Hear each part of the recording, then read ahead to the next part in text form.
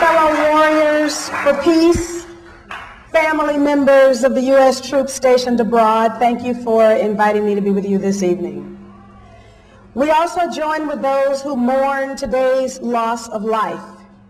And that's exactly why we are here tonight. We make our stand for peace.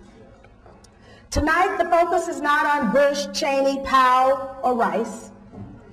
It's on our troops. And in the most passionate spirit of patriotism, we say, bring the troops home now. When America's top gun, George W. Bush, first proclaimed his war on terrorism, one of the first things he did was to cut the high deployment overtime pay of the young men and women he was asking to fight on the front lines of his new war.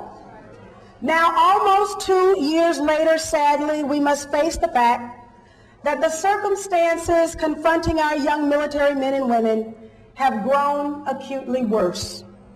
Not only are they underpaid, but the powerful administration that holds their fate in the cup of its hands has obfuscated, dissembled, and outright lied to them about their central mission and why they've been placed on the four corners of our globe.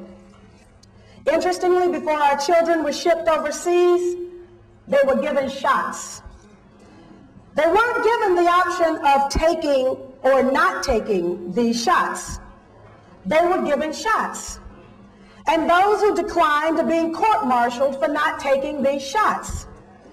But I wonder if this administration told our children that its vaccine supplier is the same DimeCore corporation whose employees are buying and selling little girls in Eastern Europe. DimeCore has changed its name, but it hasn't changed the behavior, and it has no business supplying vaccines to the Pentagon or to our children.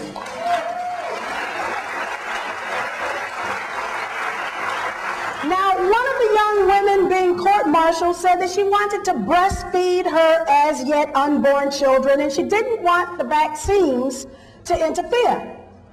It's sad that the administration can't tell that young woman what the effect of these vaccines is on her and her children, but it can jail her for not taking them.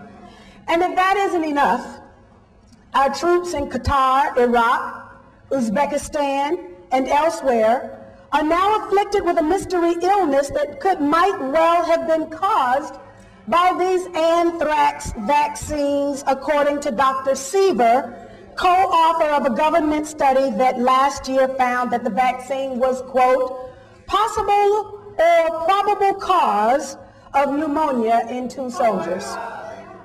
Nearly 400,000 troops received that vaccine. One 22-year-old soldier died at the Mayo Clinic in Minnesota on April 4th before she could even be deployed. One of the doctors diagnosed her as having pneumonia after she received both the anthrax and the smallpox vaccinations. And by the way, DimeCore is involved with both anthrax and smallpox vaccines for the Pentagon. Now, Rumsfeld and company can say, well, these troops had the pneumonia before they left for Iraq and all these other places, because the administration also reneged on its promise to give health screenings to the troops prior to their deployment so that we could know what was pre-existent and what was not.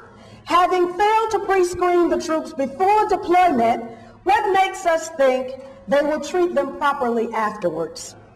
And certainly if past treatment of our sick veterans is any indication, we need look no further than the more than 160,000 Gulf War I veterans who are still sick today. Our Vietnam veterans had to sue to get treated for Agent Orange. Our Gulf War vets are no different, having had to sue to get treated for Gulf War syndrome.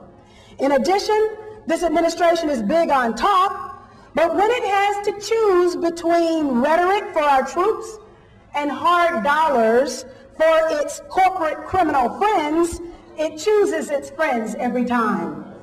How else could Dick Cheney's Haliburton win a no-bid contract to feed our troops in Afghanistan and Iraq, and yet the food make them sick in Afghanistan and they not have enough water to drink in Iraq?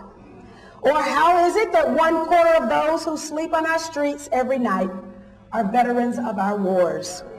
Wars that rich and powerful insiders like Bush and Cheney and Powell and Rice get to send other folks' kids to.